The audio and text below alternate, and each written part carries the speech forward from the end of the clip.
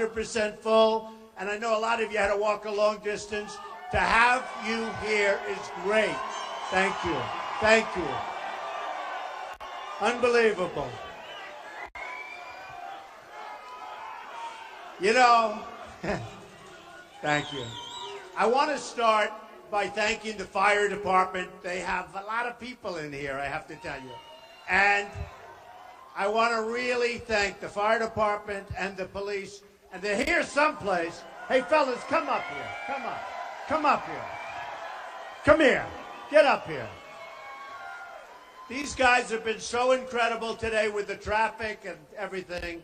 And I just want to thank our police department. They have been absolutely incredible. Look at these guys. Look at these guys.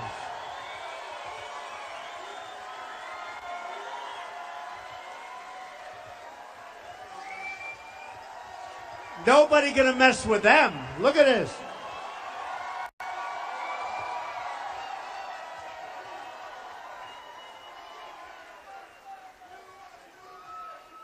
Thank you very much, fellas. They don't want to leave the stage. They'll never leave. And the fire department, likewise, they've been incredible. So thank you very much. You know, what a crowd. Is there nothing like Miami? Nothing. Nothing. Nothing like Miami. Incredible. So, when I was a little boy, my father always loved Doral. Always. And he said, come on, son. And he didn't play golf. He was a worker. He didn't want to play golf. He didn't have time to play golf. And he had a beautiful swing, actually, but he played very little, almost never. But he used to love coming here. And it was the hottest resort in the country. This is a long time ago. I won't say how many years because I like to think I'm a very young person.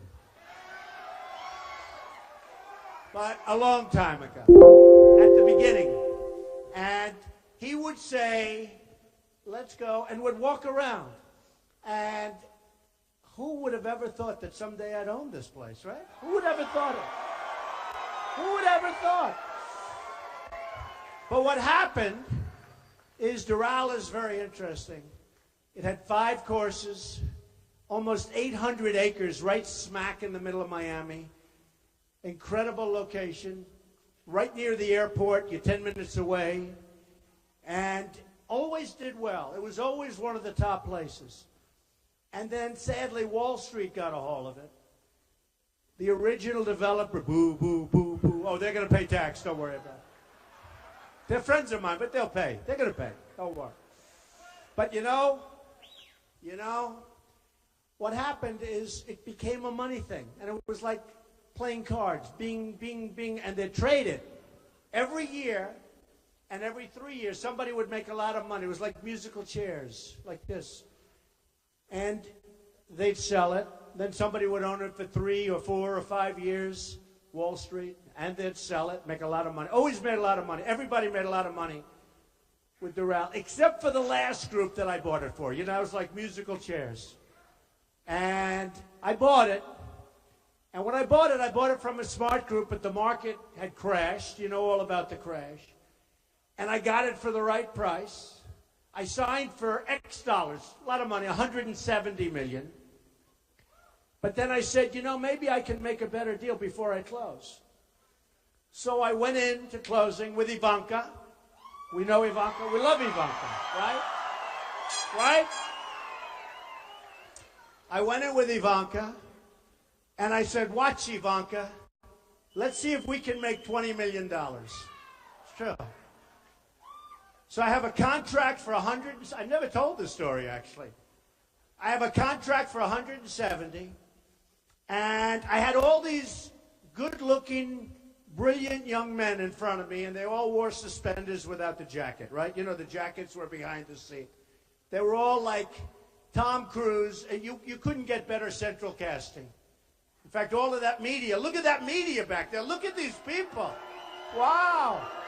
No, they're all right. I'm going to tell you some media stories.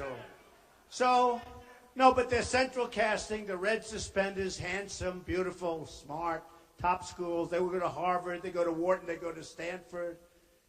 And I said, I want to show off to my daughter. Does that make sense? You know, I have this great daughter. So I go in, and she said, Dad, they're not going to cut. You have a contract for 170. I said, well, that's right. So does Iran have a contract. That doesn't mean we can't make it much better, you know, right? So what happens, I tell these guys, there's no way I'm paying $170 million. I'm not doing it. I'm not doing it. They said, you have to pay it. You have to pay it. Beautiful guys. You have to pay it. You really have to. And I said, there's no way. That's all right.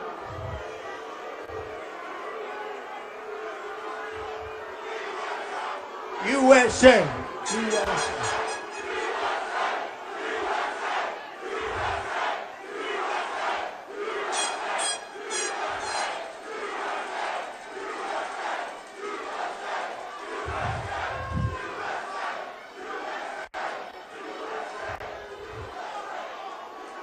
Don't hurt him. Don't hurt him. Don't hurt him. You can get him out, but don't hurt him. We don't want anyone getting hurt. Don't get hurt. But that's what freedom of speech. I mean, it's all freedom of speech. You know that. You know that.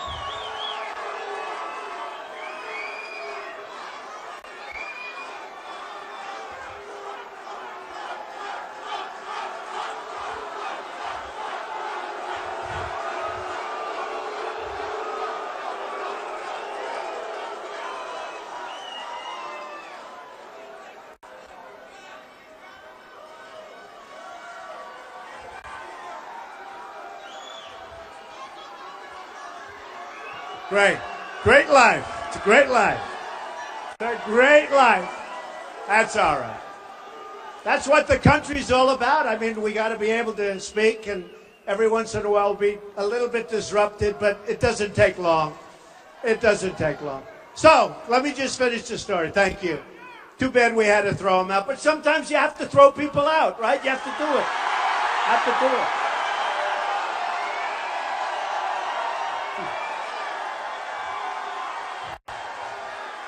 Look at that sign.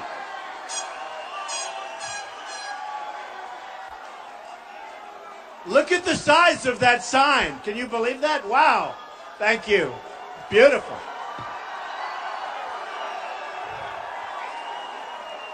I think I'll tell my people, let's bring that home. And by the way, we have plenty of time tonight. I'm here all night. You know, tomorrow night we're in Jacksonville, Florida. We have at least 15,000 people, probably 20,000 people tomorrow night. So it's going to be great because there's things happening. So anyway, let me tell you, because it has to do with the country. So I go into the room, I say, fellas, the contract is not right. This place is in much worse shape than you told me. I've gone all over. You have to have it signed first before you can do this. I've gone all over, and it's not fair. What you're selling me, you shouldn't be selling. I'm not closing this deal. I'll give you 100.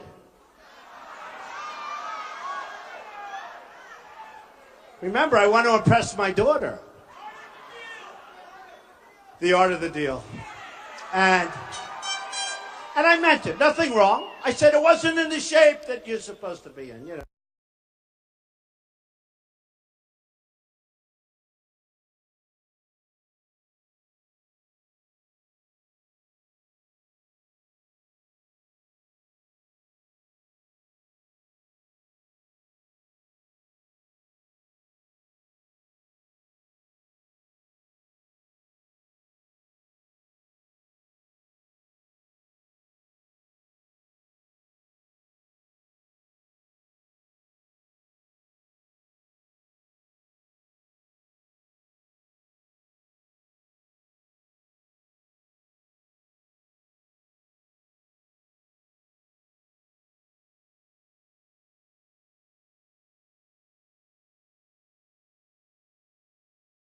Legendary place. And the decision was, do we fix it? Do we fix it?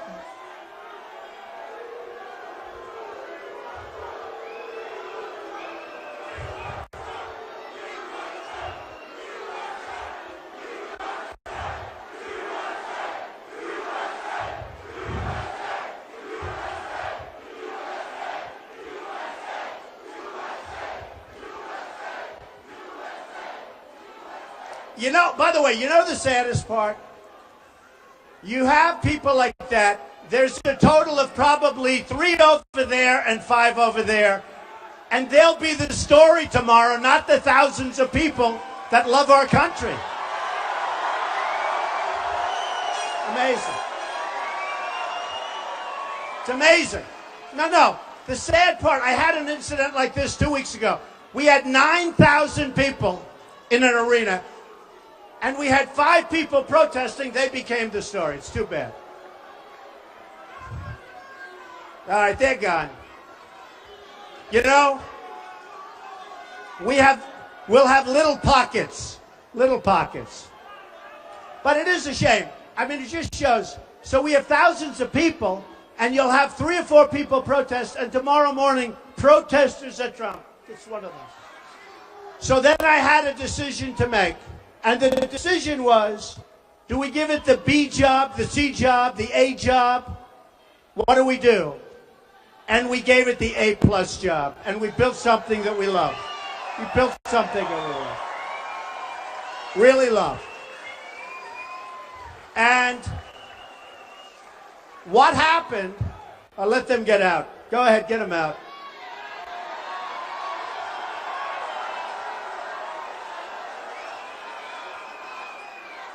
See, the first group, I was nice. Oh, take your time. The second group, I was pretty nice. The third group, I'll be a little more violent. And the fourth group, I'll say, get the hell out of here.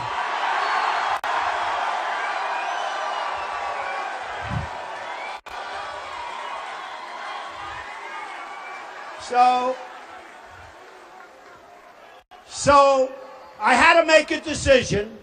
What do we do with Doral? Do we give it the really best job and basically rip it down and build a new magnificent place? Because it was really old, really tired. The bones were tired, the whole place. You people know, a lot of you are from the area. And I said, we got to do it right. We got to do it right. And we basically, as you know, new clubhouses, this room new. This room is one of the great ballrooms. We have 5 ballrooms. We have 700 rooms. We have the golf courses are world class. And we wanted to do it right. And a man just came up to me outside. He hadn't been here in 25 years. And it was very interesting. I won't say he was an older fellow, but he was an older fellow. And he said, you know, Mr. Trump, this place is magnificent. And by the way, David Fader, wherever the hell you are, David, where are you, David? David Fader is our president and general manager. He has done some incredible job. And this is now the hottest resort of its kind anywhere in the United States. It's bringing tremendous business to the Miami area and the Doral area. And it's become the hottest place, so it's really good. In fact, the PGA Tour just gave us a 10-year extension on the tournament, which they never do. So that's how good it is. They never do that. So it's become a really, really successful place. But this gentleman came up to me, and he said, and it was so simple, and yet it was so beautiful. He said, Mr. Trump, I haven't been back here in 25 years. It was in very, very bad shape. I actually bought it out of bankruptcies from some people that I know very well that are killers, but they didn't really know what they were doing in this case. And I said, well, that's very nice. I said, you know, Mr. Trump, if you could do the same for the United States as you did here, it would be unbelievable. Unbelievable. True. I thought it was great. I thought it was great. I thought it was great. And you know, in its own way, doing it for the United States might be easier than what we had to do here, it's as crazy as it sounds. So, and that's what we have to do. We owe $19 trillion. We're desperate. Our infrastructure is in such trouble. Such trouble.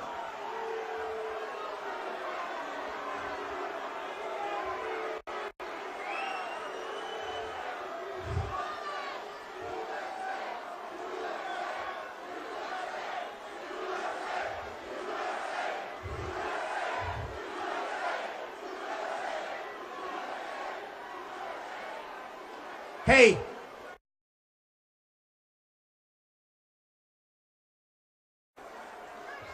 Isn't this more fun than having like a normal deal, right?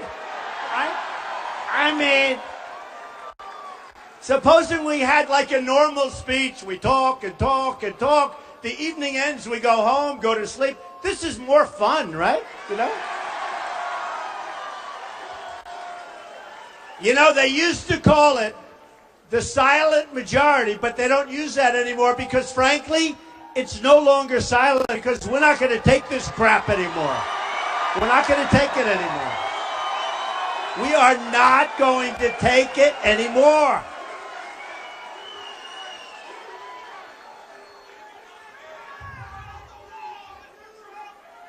So, it is true.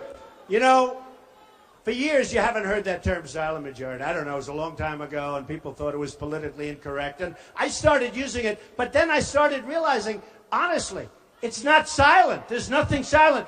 Everywhere I go, we have the biggest crowds. I mean, we left Oklahoma 20,000. Dallas, Texas, Mark Cuban's arena where the Mavericks play. We had 20,000. Mobile, Alabama, 35,000. I go to Iowa. I go to New Hampshire. No matter where, South Carolina, unbelievable crowds all over. And there's love in the room. There's just love in the room. It's incredible. It's incredible. And you know, and there's nothing silent about it. We're sick and tired of incompetent people running our government.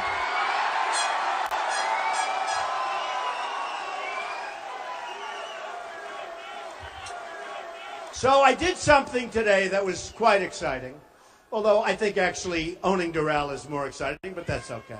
But I did something today that was interesting, and it got a lot of press. I see it's got a lot of press. They have these things called super PACs. Nobody knows what the hell they are, what they mean. It's the dumbest thing I've ever seen. And all of the candidates have super PACs. And they're controlled to a large extent by investors. They're controlled by lobbyists, special interests, countries. You know, when you wonder why our politicians make such bad deals with foreign countries and with other deals, it's because they're totally controlled by people that benefit even if our country doesn't benefit. It's true. It's true. And the super PACs are a disaster. You have Jeb Bush. Did anybody ever hear of Jeb Bush? Jeb.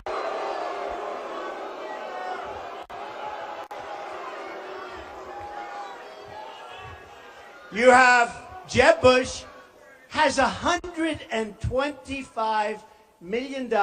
I honestly, I don't think it's going to help him. I'll be honest. If it helps him, then I can't figure the whole deal out. Hey, look, I used to be one of those guys that would like give a lot of money. I know the lobbyists. And you know, when they come up to me and say, we want to give you money, when you go to number one, everybody wants to give you money. It's incredible.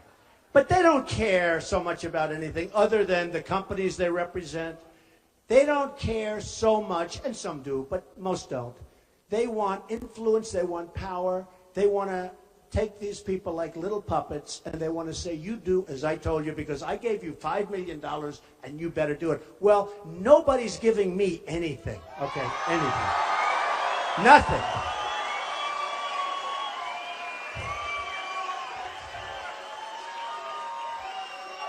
And so what happened is I noticed over the last couple of weeks, everybody's forming a Trump super PAC. I'm not forming. They're all over the place. I thought we had 4. Then I heard we had 5. Then I heard we had 8. Then I heard we had 9 or 10. Now, I don't know. Are they good or is it a scam? Because, you know, some of them, seriously, some of them I assume are like legitimate people. They love Trump. They want to do things. They'll go and do whatever they're supposed to do. And you don't talk to them. You know, they're supposed to be like independent. And others, I would imagine they probably pay themselves salaries. And who the hell knows what happens with all the money. So we did something today. That was all I know is I haven't gotten any of this money. None of it. I feel guilty about that. I feel a little foolish, actually. And We wrote notices and notifications, sent them all to the government, to the people, to everybody, that we don't want super PACs, that we don't want anything to do with them, to close them up ideally, hopefully to give the money back, whatever money's raised. I mean, I saw the other day in one of the programs, two young, nice-looking guys, big fans of Trump, I think, and they opened an Art of the Deal. I think it's called the Art of the Deal Super PAC, after my book, right? And by the way, we're having a new book come out on November 3rd. I think it's going to be great. I think it's going to be great. But the Art of the Deal Super PAC. And they look very good. And they talked about we love Trump, where they're going to do this. And, you know, probably it's true. I don't want to take any chance. I don't want it. I don't want any help. I don't want... The one thing we do, people send in small donations, like small ones. For a woman, $7.50 with about a 4-page letter.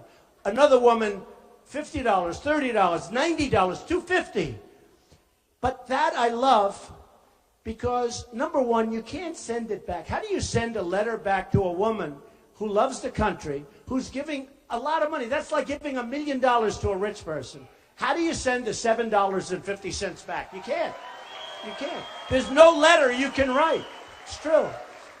There's no letter that you can write to that woman to say, we don't want your money, okay? So that's the only stuff. And we take it, and it comes in, and that's the only stuff we want. But we don't want any of the, you know, the big money. We don't want any big money. And so today, I did something, started getting big press, actually, this evening, because nobody's ever done it. I disclaimed and disavowed all super PACs. I don't want any of them. I don't want their money. I don't want anything. And I said very strongly when we wrote the letter, and I told my attorneys and everybody, that I think every candidate running right now for the presidency should disavow their super PACs. They should disavow their super PACs. You know, and these super PACs are really running the campaigns. They're running the campaigns. For instance, I hear in Iowa that there's going to be a merger of Ben Carson, and I like him. He's a nice guy. They're going to merge the super PAC. He's got two of them. And they're going to run, and they've been running his campaign, and he doesn't hardly have to go there. And I'm saying, what am I? Why? I'm not allowed to do anything? It's really unfair. But I think they shouldn't be allowed to do that. I don't know if they're allowed to do that. But how do you have super PACs running campaigns? Now, and then when you think of it, so you have these super PACs with millions and millions of dollars, and they're running a campaign. Do you think those people that are running those super PACs, and those people that are giving tremendous money to the super PACs, do you think they control those candidates 100%? The answer is yes. Yes.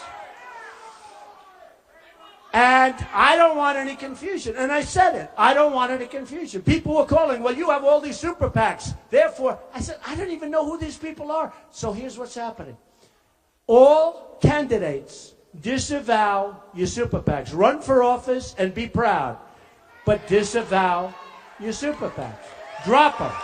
Drop them. And ideally, give the money back to the people that put it up there. That's what you should do. So we'll see what happens. We'll see what happens. But to me, it's very important. This super PAC thing is a terrible thing that's happening in this country. It's a terrible, terrible thing. And it's controlling our politicians. They're puppets. It's controlling our politicians. I mean, Bush had somebody the other day going to Berlin, Germany, to pick up money. Berlin, Germany. What do you think Germany gets out of that one? Okay? Other people have tremendous amounts of money put up, and we can't have it anymore. We have to bring honesty back to politics, folks. Got to do it. Got to do it.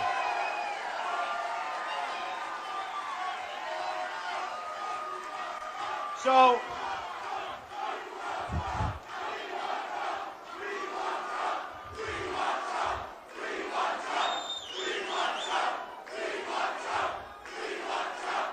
thank you. Thank you. Thank you. So a very interesting thing happened. Very sad today. Very, very sad. Because you know the press is very dishonest, right? We know.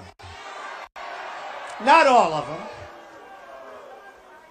Not all of them, but we have them all back there. Look at those cameras. Look at those suckers. Boy, they are all covering. They are all covering. They are covering Trump, and they're covering you. And they'll all be with us tomorrow night in Jacksonville. And by the way, if you can, it's going to be wild. Come back up. It's going to be it's going to be wild. So, a crazy thing happened. I love polls. Everybody knows I love polls. And they said, I wonder what would happen if Trump wasn't number one in the poll. And somebody said, oh, if he wasn't number one, maybe he'd drop out of the race. Believe me, I'm not dropping out of anything. That I can tell you. Never, ever.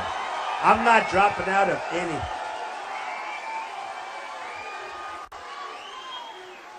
So, poll came out, big one, ABC Washington Post, that has me killing everybody. It's a national poll. That was on Friday. We're killing 32. Think of it.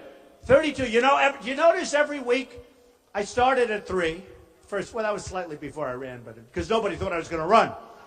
Nobody thought I was going to run. You know, they all said, he's never going to run.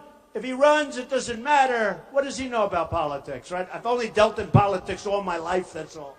But, so it started at 3, it went to 8, went to 12, went to 16, went to...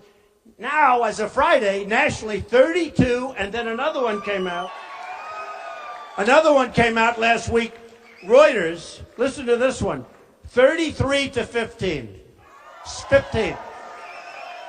15 is Ben Carson. He's in second place. But they kept saying, oh, if Trump ever loses, because you know what? I mean, I'm getting spoiled. From the time I ran and from the time I went up, when I was at 12, they said, all right, he's peaked. He's peaked. You know, you're hearing the same crap, right?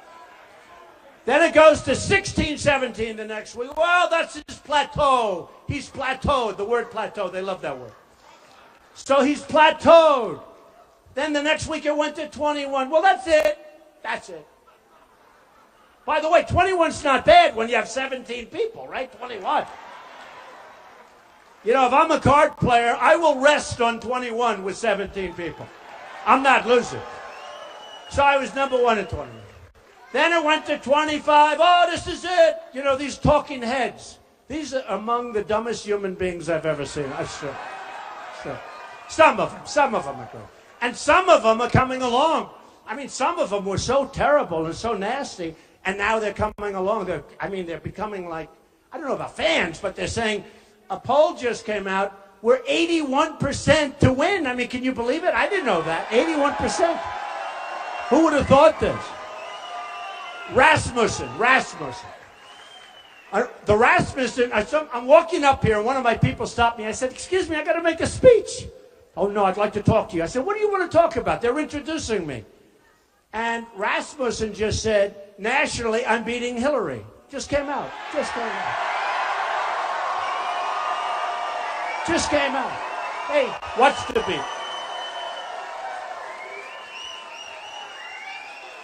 So now I said, I'm glad they stopped me, right? I'm glad they stopped. So anyway, but a bad thing happened. Bad. So look, I just wrote down a few of them, and then I'll tell you what was bad. So I'm winning New Hampshire by like 22 points. New Hampshire's unbelievable, great. I'm winning New Jersey by a lot. A lot. And Chris Christie's a friend of mine. But I'm at 29, he's at 5. That's a lot. That's a big difference. I'm winning Florida. I'm beating Bush and Rubio. Right?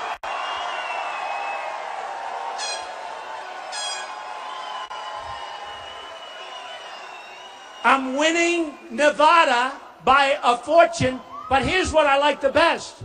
Nevada, tremendous Hispanic population. I'm winning with the Hispanics. Big. Winning with the Hispanics. And I keep telling everybody, I'm going to win with the Hispanics. I say to everybody. I love the Hispanics. I have thousands of Hispanics. Thank you. I love you too. I love you too. True. I have thousands of Hispanics working for me all over. At this place, I have, 1,800, 1,900 employees and many Hispanics. They're unbelievable people, unbelievable workers. I love them. I love them. I love them. And they know, they're smart. They know I'm bringing jobs back from China, from Japan, from all these countries. I'm bringing them back. And nobody else can do that. I know the people I'm running against, including Hillary. No, they can't do that. They can't do that. They can't do that. I mean, honestly, Ben Carson cannot do that, folks. I hate to tell you. Cannot do it. Can't do it. They're not going to do it. So here's the story. So winning in Florida, winning in Texas, okay? Winning in Texas, big. Winning in South Carolina, winning in North Carolina. Winning in Ohio against Kasich, which is interesting. And he's a good man. He's a good man, but I'm winning in Ohio against Kasich. I'm winning in Massachusetts. Listen to this one. This is one I love. Maybe, I don't even know why. Massachusetts. I'm at 48. 48. 48. And second place is 12. Boy, I'm going to have to do a really, really bad crash to blow that one. So, what happens? Let me give you the bad news, right? And this has been going on now for 100 days. Did you they were celebrating on television. 100 days on the top of every poll. Think of it.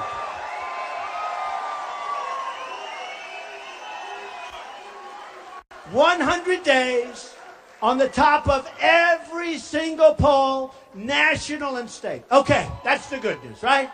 Let me give you the bad news. The press was so happy. The press. I love Iowa, and I honestly think those polls are wrong.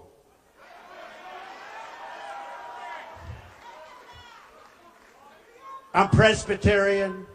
I'm a great Christian. True. True. They say in the poll, I'm the best leader. They say in the poll, I'm the best on the economy by far. It's not like by two, it's like by triple. How important is the economy, right? Remember, it's the economy. Remember that? It's the economy, stupid. I mean, it's the economy. So I'm leading on the economy. I'm leading with men, big league. I'm not doing as well with women. Will you help me? What's going on? What is...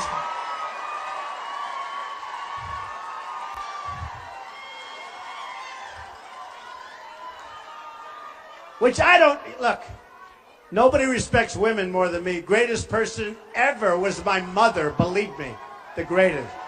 Nobody's going to be better or do more for women than Donald Trump. That I can tell you. That I can tell you. And I think they know it. I'd rather do well with women than with men. With men, I'm doing great. I'm killing everybody.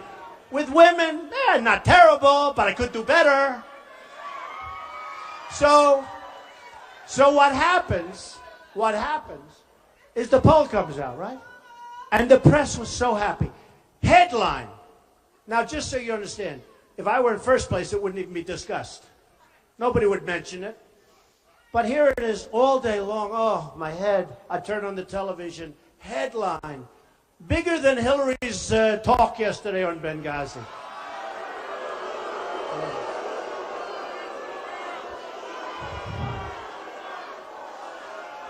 So headline. Here's the headline.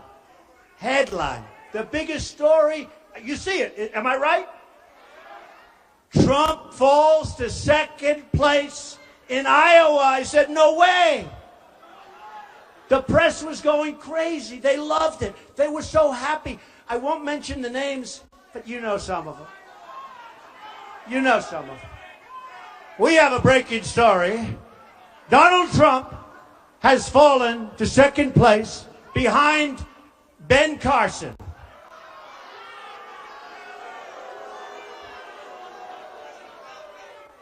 We informed Ben, but he was sleeping. No. Donald Trump has fallen to second place. You know, it's funny. You got all these guys. 2 people dropped out, right? Perry, you know about that. And you know the governor of Wisconsin, very nice guy, right? Walker. They both dropped out.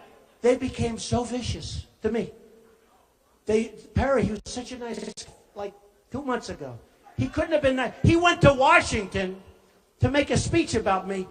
It was so vicious that those that loved me started crying. Maybe not. No, it was vicious. Then, and we had so many. You had Lindsey Graham.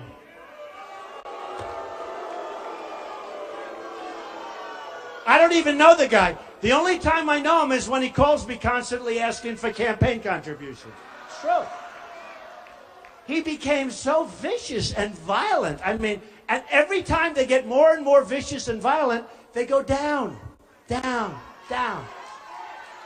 In fact, Lindsey Graham was at 5, and he hit me as hard as you can be hit.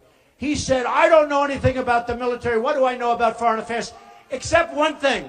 I wrote a book in 2000, right? And Joe Scarborough yesterday covered it. I wrote a book in 2000 before the World Trade Center came down. And I said that there's going to be a big attack in this country. And I said probably by somebody named Osama bin Laden. This was before anybody ever heard his name. And I said, it's going to be much worse. You remember the first attack, which was a horrible attack, but it was a small attack by comparison, obviously, to the second one, which was horrendous. The worst attack in the history of our country, worse than Pearl Harbor. At least with Pearl Harbor, they were attacking the military. They weren't attacking innocent civilians, of which many thousands died, and are still living in pain and suffering. Not to mention the fire departments, the police departments, and all the guys that had to breathe that air for long periods of time. So, thank you. So I have it in the book. Watch Osama bin Laden. And Scarborough goes, whoa, when was that book written?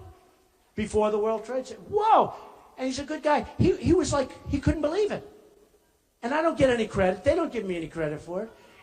And then I have Jeb Bush saying, what does Donald Trump know about the military? Or about... I'm like a smart guy. You know, I'm really smart. But it's amazing. People are talking about it. They should talk about it more, because if you read the book, it says Osama bin Laden, the guy. And the reason was, he was a terrorist that was getting a lot of notoriety. He made very vicious statements toward our country. And I said, you better watch that guy.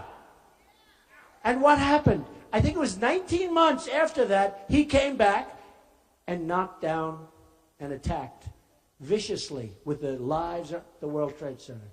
So in the debate, which every poll said I won, by the way, but these are minor details. Forget it. The second debate and the first debate. Drudge, Time Magazine, Slate, everybody, every single poll, online polls, they all say, believe me, I'm not calling up hundreds of thousands of people, I can tell you. But Jeb said, my brother left us safe. And I'm okay with it. But then I said to him, what about the World Trade Center? The biggest attack ever. They should have known about it, and they could have known about it. And I'm not blaming George Bush. I'm not blaming anybody. I could also blame Clinton, right? No. Because in all fairness to Bush, he was only president for about 9 months, in all fairness. And Bill Clinton gave a speech, and he knew Osama bin Laden just like I did. And he gave a speech talking about Osama bin Laden. So we can blame Bush. We can blame everybody. I will say this. You know the expression, the buck stops here. You're president, the buck stops here. That's the way it is. And it's one of the reasons that I say, and I mean this so strongly, we owe a lot of money, 19 trillion, I told you. But we've got to build up our military so big, so strong, so powerful. Got to do it. We've got to do it. We got to do it. So powerful that nobody is going to mess with us. Nobody. I don't want to use it. I don't want to use it. Nobody is going to mess. You know, we're working on an airplane right now. I don't know if you've been reading about it. Billions and billions of dollars for one plane. And the test pilots, did you read this story? I love the test pilots. These are great guys. These are seriously good flyers. Do we agree? And they came out of the plane, billions of dollars, and they say, this thing doesn't hold a candle to the old one that we used to fly. It doesn't maneuver as well, doesn't work. We're talking billions and billions. What are we doing, folks? What are we doing? What are we doing? What are we doing? So we need a special leader. We need a special leader.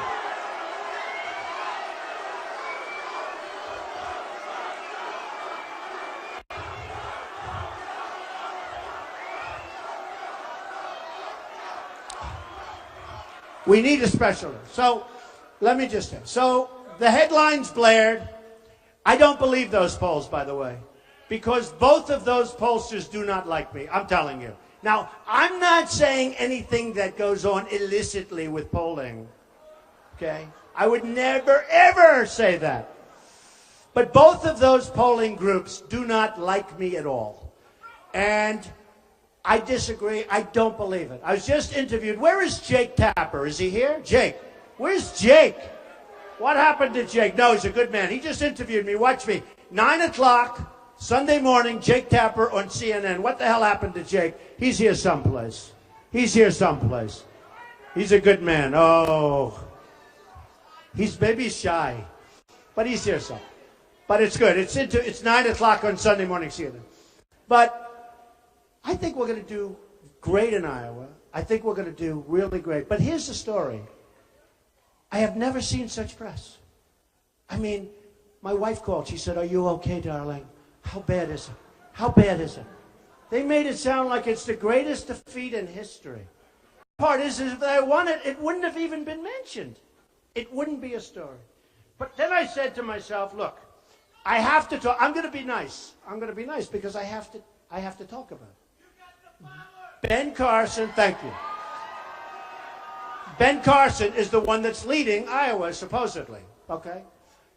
And I said, I got to talk about him. A friend of mine who happens to be a great, great athlete. He happens to be African American. He calls himself black. He said, "I'm black." I said, "I can't say that. It's not politically correct." It's true. He said, "Donald, you're the greatest trash talker that ever lived." And I never thought, he says this to me. He said, "And I never thought I'd say it about a white guy." Can you believe this? And I said, I don't know if that's true or not, because I refuse to acknowledge. He said, when you said low energy for Bush, you defined him so incredibly. It was over. He can have $125 million in the bank, Donald. It's over. It was just defined. But I said, but Ben Carson is super low energy, right? It's super. He's super low. Super low energy. We need tremendous energy. We need tremendous energy.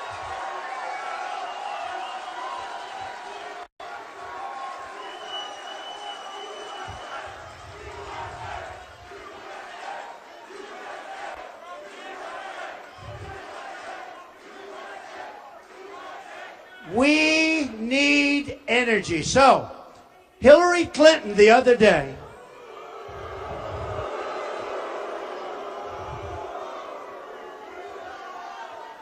she said, "I don't like Donald Trump's tone. I don't like his tone. Tone. Can you imagine my tone? My tone. Think of it. She doesn't like my tone. We have people, they're Christians, and their heads are being chopped off in the Middle East. We have people that are dying by the thousands all over this country. We have people that are being drowned in cages. It hasn't been like this since medieval times, it's true. Who would ever think? And she's talking about my tone. Think of it. Think of it. Think of it. We have to be politically correct. So they can chop off the heads of an American Christian, and we can't waterboard. It's not fair. No, it's not fair. No, think of it. Think of how crazy and how lopsided our country has become. Think of what's going on. Think of what's going on. Think of why we're not respected. Think about Sergeant Bergdahl, a traitor. A traitor. Think of it. He's a dirty, rotten traitor. 6 people died going after him. They died. 6 young, incredible, brave people died.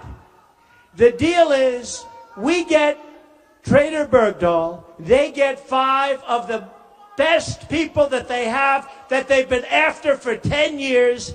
They get 5 killers that are right now leading and back on the battlefield, trying to kill everybody, including you. And we get Bergdahl, a traitor. Okay? We get Bergdahl. And then, 2 days ago, it came out that Bergdahl, they don't want to put him in jail. You know, in the old days, boom, firing squad. No, it's true.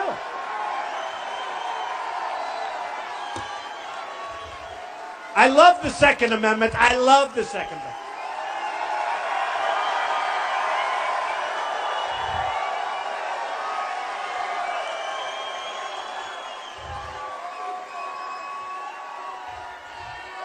So 2 days ago, it comes out that Sergeant Bergdahl won't even have to go to jail.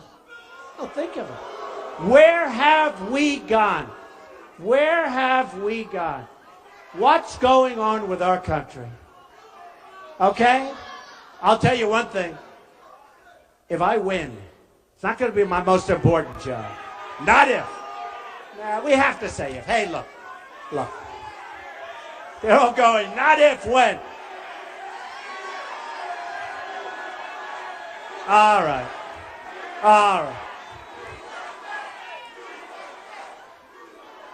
Okay, I have a, you know what? The word should be if, but you know what? They're going crazy up here. They're saying when.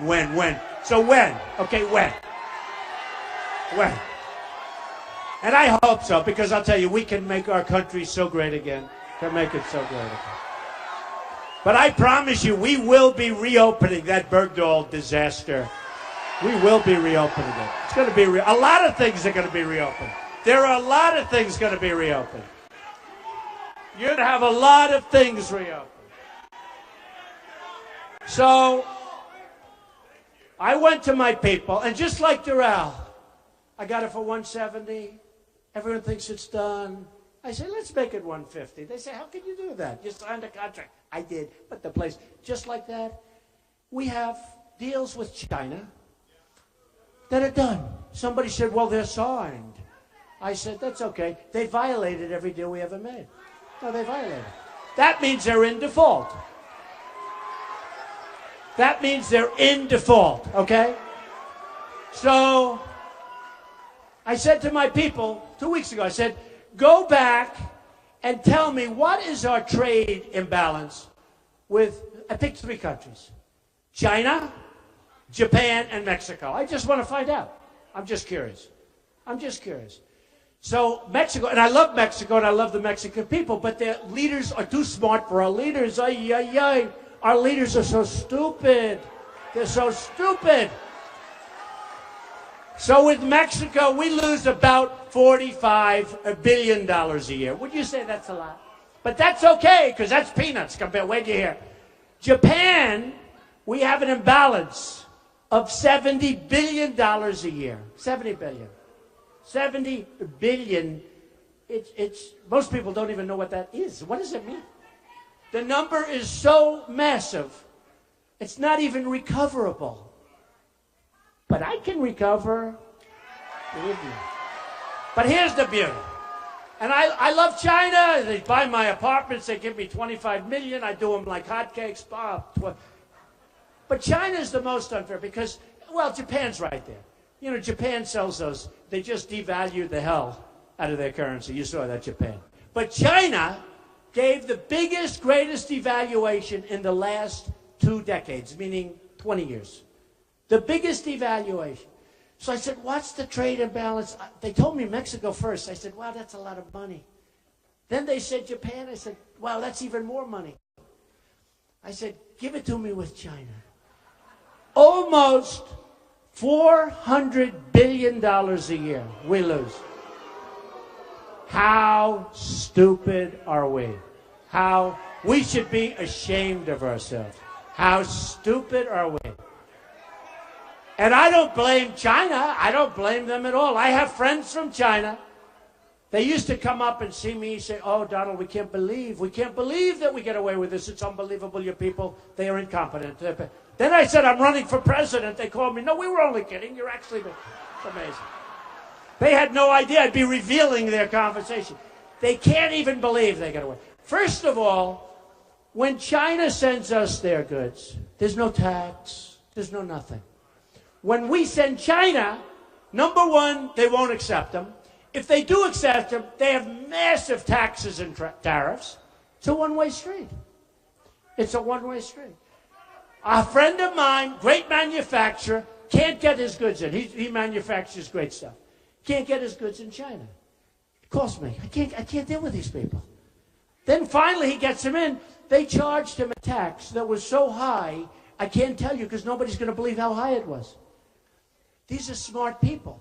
But I have people that are smarter. I have people. Sure. I have people. I mean, I have some of the great business people. They're all calling me. These guys, friends of mine, some enemies. I even have enemies calling. I have guys that are so smart, and some I don't like. Some I can't stand. Some are horrible people. Actually, I know one that's so bad as a human being. He's the worst human being I've ever met, but he's an unbelievable negotiator. I said, Irving, come on, you're going with us. And these are wealthy people. These are really wealthy people. And they're all calling me. They all want to get involved. I have a great guy, really great businessman, great everything. Carl Icahn. He called, I want to get involved, I want to help. He doesn't want money. He doesn't want a salary. You know, all these people representing us, they want salary. They give $2,000 to somebody, and now they're supposed to be paid for the next 8 years by some stupid politician. Okay? No. Carl Icahn wants to represent the country for nothing. Now, if I say, and he's a great guy, and I don't care if he's a great guy. He's a great guy, but I don't care. Because I have others that aren't great guys. But they're great at what they do. I know the great ones. I know the bad ones. I know the guys that are overrated. You got some overrated. You got some that are highly overrated. I won't use them. I have some that nobody ever heard of that are better than all of them. They're great. We have the most talented people there are. This isn't going to be political. This isn't going to be political hacks. Now, if I tell Carl, go watch over China for me, Carl. Just watch over China. Trust me, good things are going to happen for us. Believe me. Really good things are going to happen. I mean, we have a thing right now going on. It's called corporate inversion. Nobody knows what it is, but companies have trillions of dollars in other countries. And we can't get it back into this country. You know that, right? You've been hearing about it. Trillions. They know the number is $2.5 trillion. I say it's much higher than that. Nobody really knows. I think it's right. So at least $2.5 trillion is offshore, all these different countries. And what we're doing is our companies are going to, and they've already started, leaving the United States and moving to those other countries to get their money. Well, but you can't blame them. To get their money and to get lower taxes. So I came up with a tax plan that cuts taxes way down for corporations, for the middle income people,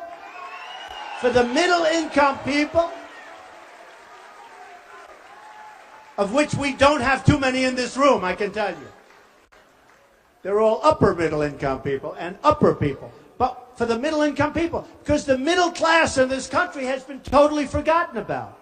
It's been totally forgotten about. So we're cutting corporate taxes. We're cutting taxes for the middle income. We're cutting a lot of things like carried interest. These guys, you know, the hedge fund guys, they pick a stock. If it goes up, they're geniuses, they make a fortune. If it goes down, they find another job, okay?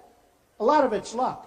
So what happens is the Democrats and the Republicans both agree that we should bring them. Who cannot agree? For 3.5 years they've agreed, and they still can't make a deal. It's gridlock in Washington. It's lack of leadership in Washington, and we're going to stop it. We're going to stop it, okay? We're going to stop it. The other day, and it's going to be amazing, we're going to have a really dynamic country. The other day, I watched a general being interviewed. And I said to a group before, why the hell is a general being interviewed on television? I don't want my generals being interviewed. I don't want them telling what we're doing, where we're going. Can you imagine General George Patton, who used to walk in a room with blood pouring out of his eyes? Do you think this guy's going to be interviewed on CNN? I don't think so. I mean, I'm watching this general be interviewed. And the first thing is that, and I love great generals. I love General MacArthur. You know, to this day, he had the highest marks. I'm a big fan of academics, believe it or not. But he had the highest marks in the history of West Point. Highest average. That's a, you know, smart guy. In fact, his biggest problem is he hated to listen to Dwight Eisenhower because Dwight, who was a great guy, but he was at the lower part of his class, and MacArthur was the smartest guy probably ever at West Point, at least according to academics. And he couldn't believe that he had to take orders from Ike. I mean, there's so many interesting stories. But could you imagine General Douglas MacArthur being on television saying the following? The question was by a very good man asking the questions, said, what do you think of ISIS? Can we win? And the general looked at him and said, oh, it's going to be very tough. It's going to be very, very tough. I don't know. It's going to take a very, very long time. And I looked at this guy and I said, number one, he's a weak person. I'm very good. You know, deals aren't deals. Deals are people. When you do deals, it's people, not deals. Everybody always says, deals are people. Remember it. I tell kids, deals are not deals. Deals are people. But I looked at this general. I said, I don't want him. I don't want him. I will find the smartest, and smart is very important, toughest. You know, we got rid of a very smart one. I'm not going to mention names. But we got rid of a guy, remember? Because he was using foul language to a magazine. He was tough and mean and nasty. And the troops really respected. And we got rid of him because he was tough. I will find the General MacArthur. I will find the General George Patton. We've got him. We've got him.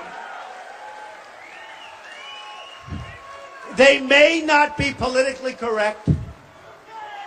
Who cares? Who cares? But we're going to find them. And we're going to clean things up, and we're going to have a great country again. We're going to have a great, and respected. We're going to have a respected country. So, we have a lot to do. We will build the wall. We will build the wall. We have no choice. And by the way, people will come into our country, but they're going to come in legally. Legally.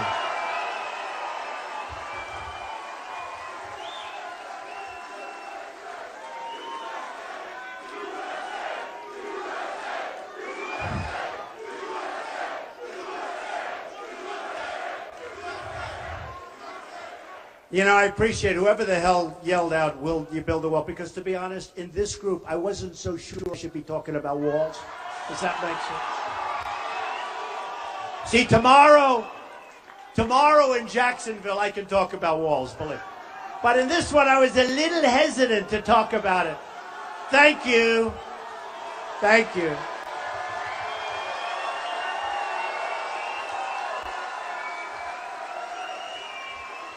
By the way, and I say this all the time, and people bear it out, a radio host, Hispanic show in New York, said, you know, he was interviewed 2 weeks ago, he said, you know, my audience is all Hispanic. They love Trump. They love Trump. And let me tell you who wants to stop illegal immigration more than anybody? The Hispanics that are in our country legally. It's true. It's true.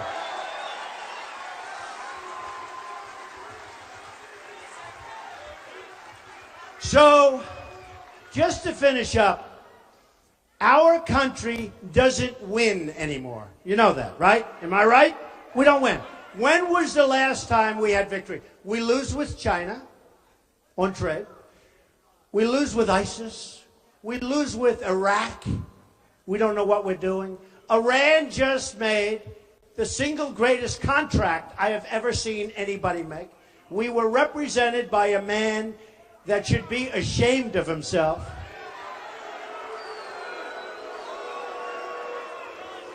A man, Secretary Kerry, that should get the hell off a bicycle. Here's a guy falls off his bicycle during the negotiation, breaks his leg. We were represented by incompetent people. And it's not going to happen anymore, folks. It's not going to happen anymore. And let me tell you something. If and when I win,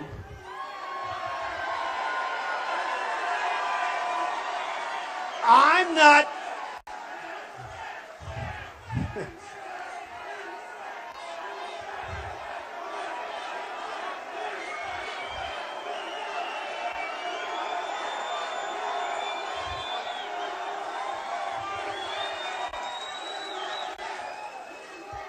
So, if and when I win, we are going to have so many victories. It's going to be so nice. It's going to be so nice. We're going to win on trade. We're going to win at everything. We're going to terminate Obamacare. We're going to terminate it. It's going to be terminated. It's going to be replaced with something much better and much less expensive for you and for the country. Let me tell you, Obamacare was a